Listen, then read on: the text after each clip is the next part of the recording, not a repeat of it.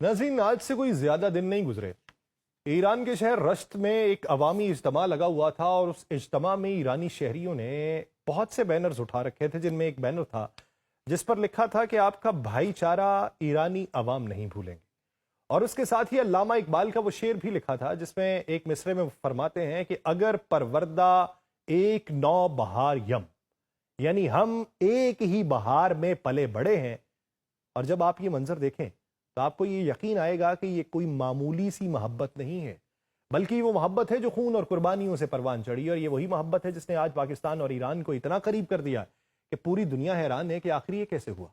क्योंकि जहां एक तरफ अमेरिका और इजराइल ईरान पे बम गिरा रहे हैं, जहां पूरी दुनिया की मईशतें तबाह हो रही हैं, वहां ईरानी अवाम सड़कों पर उतर कर मिडल ईस्ट के ममालिक के खिलाफ भी नारे लगा रहे हैं। वहीं पे पाकिस्तान का परचम लहराया जा रहा है और पाकिस्तान शुक्रिया के नारे लगाए जा रहे हैं। ये वो मंजर है जो शायद आपने इससे पहले कभी सोचा नहीं होगा। यूं समझिए कि गुज़श्ता कुछ दिनों में ईरानी अवाम ने जिस अंदाज से पाकिस्तान के लिए अपनी मोहब्बत और तशक्कुर का इजहार किया है, वो अपनी मिसाल आप है। और ये कोई मामूली बात नहीं कि बम की धमकियों और सिक्योरिटी खतरात के बावजूद हजारों ईरानी शहरी सड़कों पर निकल आए और पाकिस्तानी परचम उठाएं, पाकिस्तान शुक्रिया के नारे लगाएं और ऐसे बैनर्स उठाएं जिन पर लिखा हो कि ईरानी अवाम पाकिस्तानी अवाम की मोहब्बत को नहीं भूलेंगे। और ये सब कुछ उस वक्त हो जब ईरानी फजाई हुदूद में अमरीकी और इजरायली जंगी तैयारे घूम रहे हों, शहरों पर बम गिर रहे हों, लेकिन इन सब के बावजूद ईरानी अवाम पाकिस्तान के लिए अपने दिलों में वो जगह बनाए हुए हो जिसका वो इजहार भी करे। यही वो मंजर है जिसे देख के पूरी दुनिया हैरान है कि पाकिस्तान ने ऐसा क्या किया कि ईरानी अवाम के लिए इतनी अकीदत उनके दिलों के अंदर उजागर हो चुकी। तो तफसील से देखते हैं कि ईरानी अवाम ने किन किन प्लेकार्ड्स और बैनर्स के जरिए पाकिस्तान का शुक्रिया अदा किया और उनके जज्बात किस तरह जाहिर हुए। आप सब पर सलामती हो, मैं यासिर रशीद हूं और आप देख रहे हैं सुनो न्यूज। नाज़रीन, सबसे पहले तेहरान के वल असर स्क्वायर का मंजर देखिए। 31 मार्च 2026 को एक बहुत बड़ा अवामी इज्तिमा हुआ और उस इज्तिमा में सबसे ज्यादा तवज्जो हासिल करने वाले वो बैनर्स थे जो पाकिस्तान के हक में उठाए गए थे। उन बैनर्स पर फारसी और उर्दू दोनों जुबानों में पैगामात लिखे गए थे, जिनमें से एक अहम पैगाम था कि पाकिस्तानी अवाम की मोहब्बत ईरानी अवाम कभी नहीं भूलेंगे। उसके साथ ही ईरानी खवातीन ने बड़ी तादाद में शिरकत की, उन्होंने पाकिस्तानी परचम को हवा में लहराया। और यह मंजर खास तौर पे इसलिए अहम है कि ईरानी मुआशरे में खवातीन का इस तरह खुलकर सियासी और अवामी इजहार में हिस्सा लेना अपने आप में एक बड़ी अलामत होता है। और जब वो अपने मुल्क के अलावा किसी और मुल्क का परचम उठा के लहराएं तो उनके चेहरों पर जो अकीदत थी वो किसी तारुफ की मोहताज नहीं थी। और ये सिर्फ तेहरान तक नहीं था, ये रश्त और कुम जैसे शहरों में भी ऐसे ही इज्तिमा हुए। हर जगह एक ही नारा था, तशक्कुर पाकिस्तान, पाकिस्तान शुक्रिया। और ये नारे उस बुलंद आवाज में लगाए गए कि पूरी गलियां गूंज उठी और ईरानी अवाम ने पाकिस्तानी परचम को अपने परचम के साथ लहराया। और ये वो मंजर था जिसने साबित किया कि पाकिस्तान और ईरान के दरमियान जो रिश्ता है वो सिर्फ हुकूमती सतह का नहीं, अवामी सतह का भी है। और ये रिश्ता इतना मजबूत है कि कोई बॉम्ब इसे तोड़ नहीं पा रहा। अब इस पूरी कहानी को तफसील से समझिए, क्योंकि ये एक दिन की बात नहीं है, बरसों की मेहनत है, हिकमत अमली है, भाईचारा है।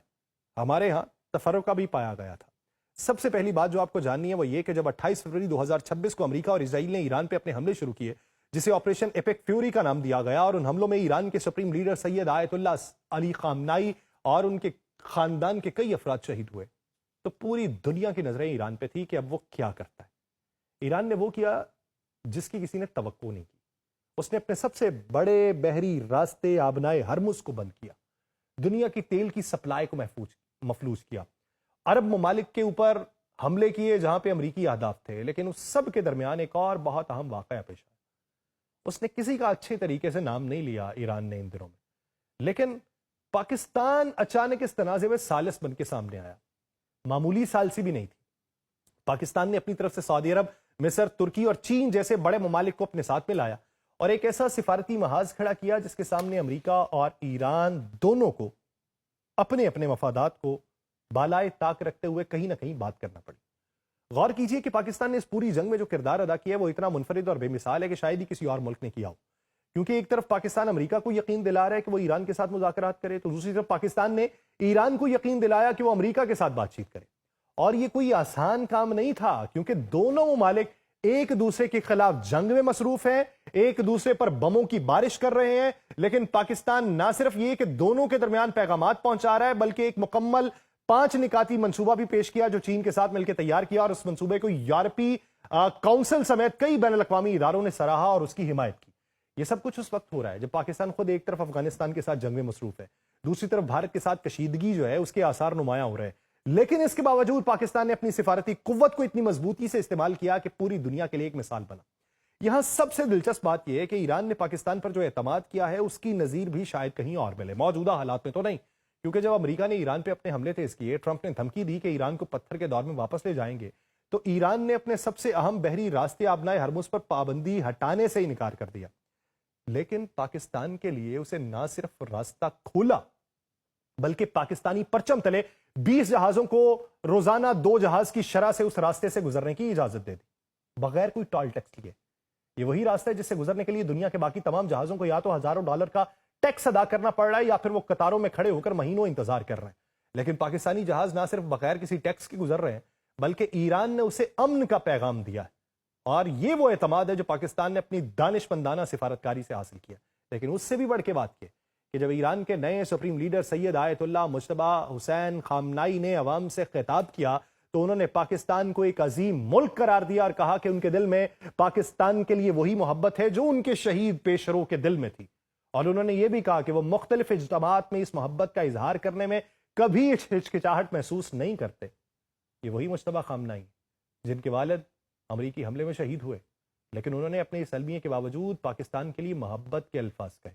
یہ کوئی معمولی بات نہیں ہے، کیونکہ یہ ظاہر کرتا ہے کہ پاکستان نے نہ صرف ایران کی حکومت کا دل جیتا بلکہ اس کے عوام کا بھی دل جیتا ہے۔ اور جب آپ تہران کے ولی اثر اسکوائر کی طرف دیکھیں گے تو آپ کو وہاں بھی وہی منظر نظر آئے گا جہاں ہزاروں ایرانی عوام جو ہیں وہ بم کی دھمکیوں کے باوجود سڑکوں پر نکلے ہوئے ہیں، پاکستانی پرچم لہراتے ہوئے پاکستان شکریہ کے نعرے لگاتے ہیں، اور بینرز پہ لکھا ہوتا ہے کہ ایرانی عوام پاکستانی عوام کی محبت کو کبھی نہیں بھولیں گے۔ تو یہ وہی عوام ہے جو امریکہ اور اسرائیل کے حملوں سے تباہ ہو رہے ہیں، جن کے گھر بمباری سے تباہ ہو رہے ہیں، جن کے بچے اسپتالوں میں دم توڑ رہے ہیں، لیکن پھر بھی وہ پاکستان کے لیے محبت کے الفاظ کہہ رہے ہیں۔ تو یہ وہ مقام ہے جہاں پاکستان کی خارجہ پالیسی کا اصل کمال سامنے آتا ہے۔ اب آتے ہیں ان ٹھوس اقدامات کی طرف جو پاکستان نے ایران کے لیے کیے ہیں، جو شاید آپ کو کہیں اور دیکھنے کو نہیں ملیں گے، کیونکہ جب ایران پہ حملے ہو رہے تھے تو پاکستان واحد ملک تھا جس نے نہ صرف ان حملوں کی مذمت کی بلکہ ایران کے ساتھ اپنی سرحدوں پر مشترکہ فوری رد عمل کی فورسز جو تھی، جوائنٹ ریپڈ ری ایکشن فورسز، وہاں پہ بھی قائم کرنے کا اعلان کیا۔ یہ فورسز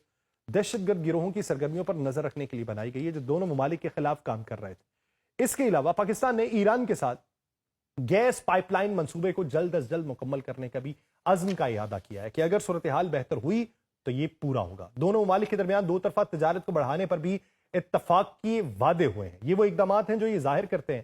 کہ پاکستان الفاظ میں نہیں عملاً ایران کے ساتھ کھڑے ہونے کی بات کر رہا ہے، اور شاید سب سے اہم بات یہ ہے کہ پاکستان نے ایران کو وہ اعتماد دلایا جو شاید کوئی اور ملک نہیں دلا سکا، کیونکہ ایران کے صدر مسعود پزشکیان نے خود پاکستان کے وزیر اعظم کو فون کر کے بتایا کہ پچھلی بار جب انہوں نے امریکہ کے ساتھ مذاکرات کیے تھے تو ان پر حملے کیے گئے تھے، اس لیے وہ اعتماد کی کمی کا شکار ہے، لیکن پاکستان نے یقین دلایا کہ اس بار اگر مذاکرات ہوں گے تو کوئی گارنٹی ہوگی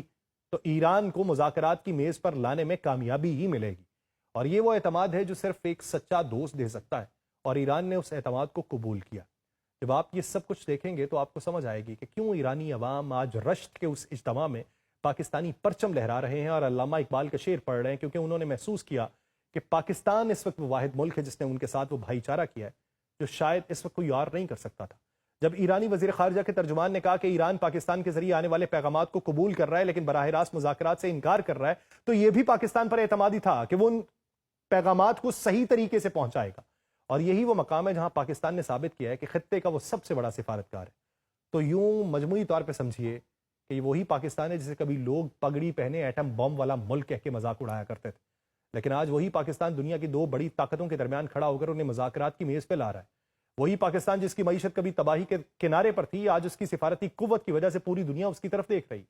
جب ایرانی عوام کفر قاسم کی گلیوں میں الٹی ہوئی ایس یو وی کی تصویر دیکھ رہے ہیں اور اپنے شہداء کی یاد میں رو رہے ہیں، تو اسی وقت ان کے دلوں میں پاکستان کے لیے احترام بھی پیدا ہو رہا ہے، کیونکہ انہیں پتہ ہے کہ پاکستان وہ ملک ہے جو ان کے ساتھ کھڑا ہے، چاہے پوری دنیا ان کے خلاف کیوں نہ ہو۔ اور یہ حقیقت ہے جو آج رشت کے اس بینر پہ تھی، جو ولی اثر اسکوائر پہ تھی، اور یہ وہی حقیقت ہے جو آنے والی نسلیں بھی یاد رکھیں گی کہ اب ترجیحات بدل رہی ہیں اور دلوں میں موجود جذبات بھی بدل رہے ہیں۔ مجھے دیجیے اجازت، اللہ نے کے بعد۔